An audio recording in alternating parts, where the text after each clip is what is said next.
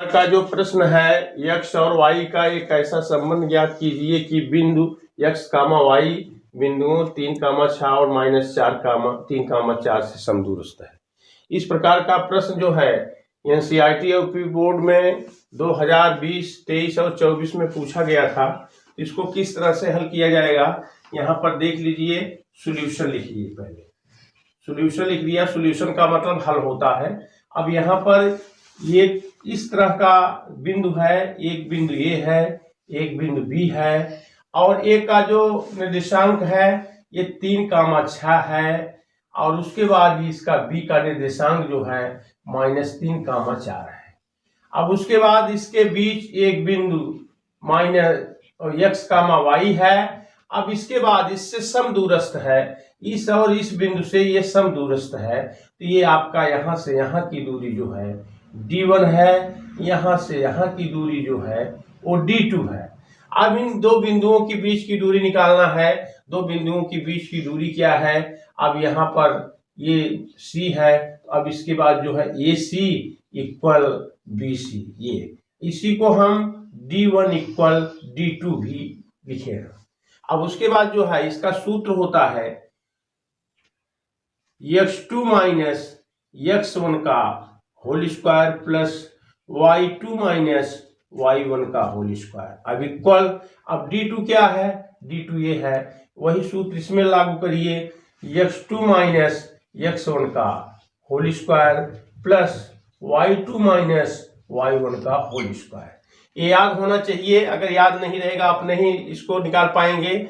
अब उसके बाद यहाँ x2 क्या है? ये x2 को ये x2 है, ये x1 है, ये y1 है, ये y2 है। इस तरह से ये पहले वाले में d1 वाले में रखिए। अब यहाँ पर ऐसे कड़ी बनाइए। अब x2 के स्थान पे हमें क्या रखना है? x रखना है।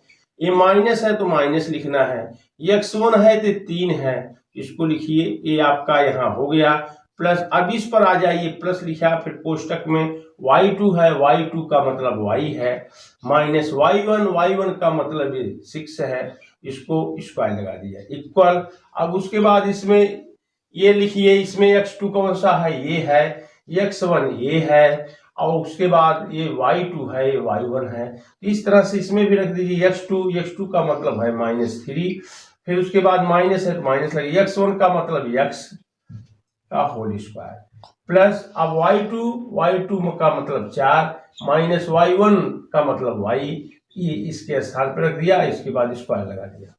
अब इसको तोड़ दीजिए, ये -b का होल स्क्वायर से तोड़ दीजिए, तो ये -b का होल स्क्वायर से क्या होगा? x स्क्वायर माइनस 3 दूनी 6x प्लस 9।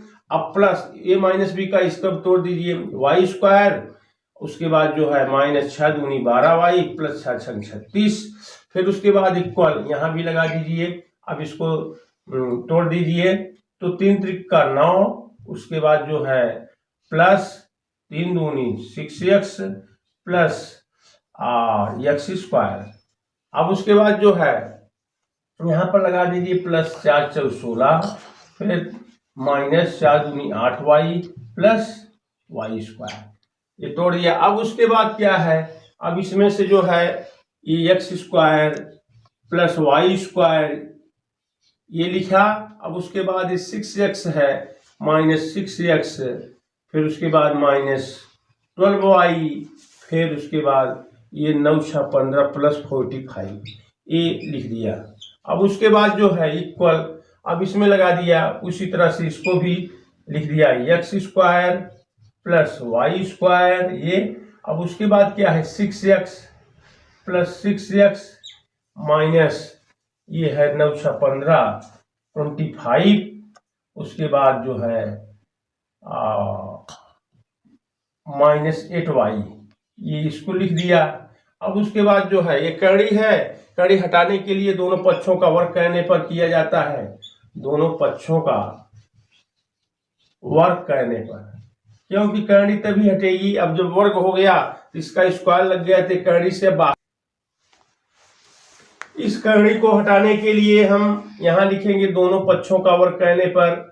अगर दोनों पक्षों का वर्ग करते हैं तो कड़ी ये समाप्त हो जाएगी, दोनों पक्षों का वर्ग करने पर। दोनों पक्षों का वर्ग करने पर ये जो है करणी अब समाप्त हो जाती है। अब इसके बाद इसको उतार लिया, फिर इसको उतार लिया। अब यहां पर लिखिए x स्क्वायर माइनस 6x, अब +9 है, +9, फिर उसके बाद +y स्क्वायर, फिर उसके बाद -12y, फिर +36 इक्वल, अब इसको उतार लिया 9 + 6x, फिर उसके बाद +y square +x square +16 -8y +y square, यहाँ पर +y स्क्वायर उतार लिया। अब उसके बाद जो है ये और ये x ट्रांसफर हो जाए, क्योंकि बराबर किस तरफ आएंगे चिन्ह बदल जाएंगे। अब ये उसी तरह से ये और ये भी ट्रांसफर हो गया। अब यहाँ पर लिखिए -6x, x को इधर कर लीजिए, 6x - 6x है, फिर उसके बाद -12y है यहाँ पर, फिर उसके बाद +8y है, और छांतर करने पर ये चिन्ह बदल गया, -8 प्लस हो गया, फिर उसके बाद +36 और ये जो है 9 जुड़ करके जो है आपका हो गया 45। अब उसके बाद ये जो है इक्वल, ये जो है ये जुड़ गया 9 × 6 = 15, 1 25। अब ये भी पक्षांतर करना है। अब उसके बाद जो है इसमें समान चिन्ह जुड़ जाएगा, -12x, फिर उसके बाद -12 से 8 × 4 = 12, 4y, फिर उसके बाद +45, इस तरफ -25 होगा, क्योंकि ये भी पक्षांतर कर लिया, इधर इक्वल 0, इस तरफ का सारा पद शून्य हो गया। अब उसके बाद जो है -12x - 4y, फिर उसके बाद जो है +20 = 0। अब यहाँ पर -4 कॉमन लेता हूँ, उसके बाद जो है 4 × 12, उसके बाद माइनस ये भी प्लस हो गया, y, फिर माइनस प्लस का भाग दिया, -4 × 5 = 20 = 0। अब इसके बाद जो है 3x + y - 5 = 0/-4, एक बटा हो जाएगा। अब उसके बाद 3x + y - 5 = भाग देने पर 0 हो गया। यही इसका संबंध x और y का संबंध है।